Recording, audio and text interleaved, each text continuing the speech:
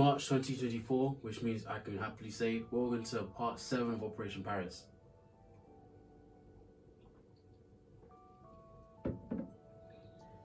I've ended my indoor season a month earlier than I was technically supposed to for 2 reasons.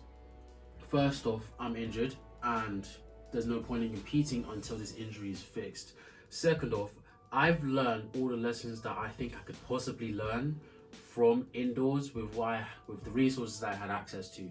So there's no point in continuing my indoor season just to race and maybe PB a bit in the 60 when I already compete December, January and February, learn what I think I need to learn, and I'm ready to transition finally to doing outdoors with the 100 and 200 where I'm doing what actually matters. The 60 was just a bit of fun, preparation for outdoors. I prepared enough for outdoors, so now it's time to actually start to do outdoors. So in this month, there was a lot of me working on my knee. A lot of it was off screen because it's a lot of work. I actually had a 50-minute video of me doing my knees. I'm not sure if I included all of that in this, but you would be seeing a few clips of that right now.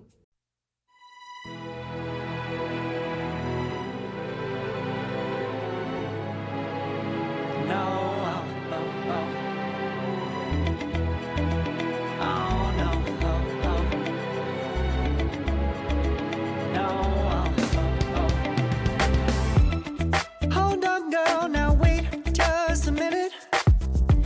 I've got something to say, you should hear it. Oh, I'm happy to make time for your feelings, but you have to admit I already do. Let's just break it down to you and me uptown, dancing all around till the disco ball pops. But I have to be me, and everyone can see your anger is misplaced. And I'm gonna tell ya, don't hate me 'cause I get attention. Don't turn me into what I'm not. I have to be me 24/7, and I ain't never gonna stop. No, no, no, no. No, no, no, no. Oh, no, no, no. No, oh, oh, oh. And I ain't never gonna stop. Come on. Listen to me. I've tried so many times to tell you this is as good as I can be. Why isn't it enough to be faithful and also be the hit of the party? Let's just break it down to you and me uptown, dancing all around till the disco ball pops. But I have to be me, and everyone can see your anger is misplaced. And I'm gonna tell you, don't hate me 'cause I get attention. Don't turn me into what I'm not. I have to be me 24/7, and I ain't never gonna stop. No, no, no, no. No, no, no, no. Never gonna stop. No, no, no, no. Yeah, yeah, yeah, yeah, yeah. I ain't never gonna stop. No, no. Oh, I ain't never gonna stop. I ain't never gonna stop now, baby. Never gonna stop now, baby. Yeah, yeah, yeah. No, no, no. I ain't never gonna stop now, baby. Woo-hoo. Never gonna stop now, baby.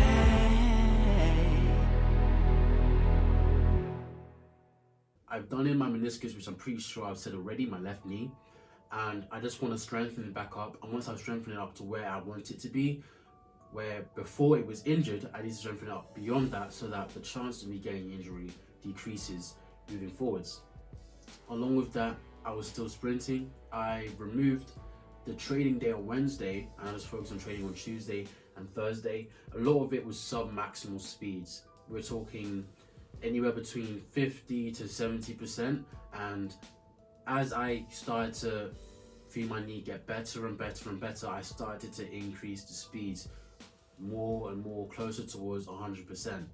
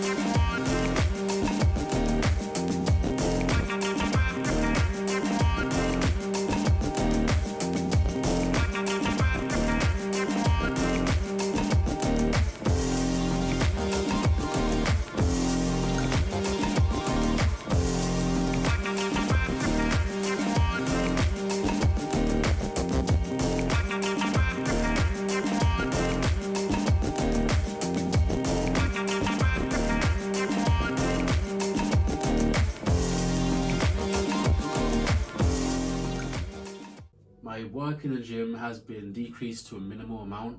I'm not doing what I normally do, which would be cleans, snatches, squats, all of that other stuff. In fact, it's been so long since I last did that, I can't even remember my training session off the top of my head. But when I'm in the gym, what I do focus on is, again, still my knee, and not just that, but my technique. Because last year when I got injured in my knee, between January and February, I learned something, which was I made the most amount of improvements in my technique when I was injured, purely because I had time to slow down the work to be able to speed it up later. And because of the way the injury worked, because it's my knee as well, same knee, I started off really slow, trying not to aggravate my knee, doing whatever I could in the gym with resistance bands to try and get better technique. Then I'd get onto the track and then I'd start moving really slow. And then as my knee would get better, whether I like it or not, I would start to get faster, consciously or unconsciously, it doesn't matter, but it'd be gradual. And I'd start to be able to keep the form that I had at slow speeds better with me at the faster speeds, so that when it got time for outdoors and I was actually starting to compete, things were going better. As of the recording of this video, we're near the end of March, and I've already got 2 competitions lined up. One is Lee Valley on the 6th of April, where I'll be running 100. And the second one will be the 7th of April, where at Blackheath and Bromley, I'll be running the 200, the back-to-back. The reason why I've done this is because usually I'll run the 1 and the 2, same place, same venue, and the 100 would go first, and then an hour later or so, I'll have the 2. And I've realized that my 200 times are slacking because I'm not able to showcase my true abilities in the 2, because by the time I run the 2, I'm already tired. So what I've decided to do for this meet, I'm not sure if I'll do this continuing forwards, it depends on how things go, but I've decided I'm going to run the 100 at Lee Valley and have a day's break, a bit more than that, before I start running the 200, because I'm technically a better 200 athlete than I'm a 100 athlete. But if you pull up my power of 10 and scour through that, you'd see that my 100 times way outclass my 200 times. And that's purely because I'm tired by the time I'm doing the 200. I'm running on about 30% of my energy, or maybe even less, compared to the 100 where I'm using everything and then I just have the dregs left for the 2. So for once, I want to run a 200 and be able to showcase my full abilities, which I've done before, where I accidentally botched my 100 at last year Lee Valley Outdoor Open, where I ran a 11.68 for the 100 because I messed up the start, which meant I was using less energy whether I liked it or not. And in the 200 I did my absolute best. And generally, if you can get your 200 meter time to be your 100 meter time times 2 or less, that means you're very good at the 200. And if you can't, that means you're most likely better at the 1 than you are the 2. Yet on that day when I had that meet, I managed to get my 200 meter time to be less than double what my 100 meter time was, and that was the only meet I ever did it. And if that's the case, that says that if I'm able to set myself up well for the 200, I should be very close to breaking 22. Based off my last season, I got the average calculations for how fast I was able to run a 200, and I realized that the numbers were skewed slightly because of how good my first 200 was, and the rest were a bit slower.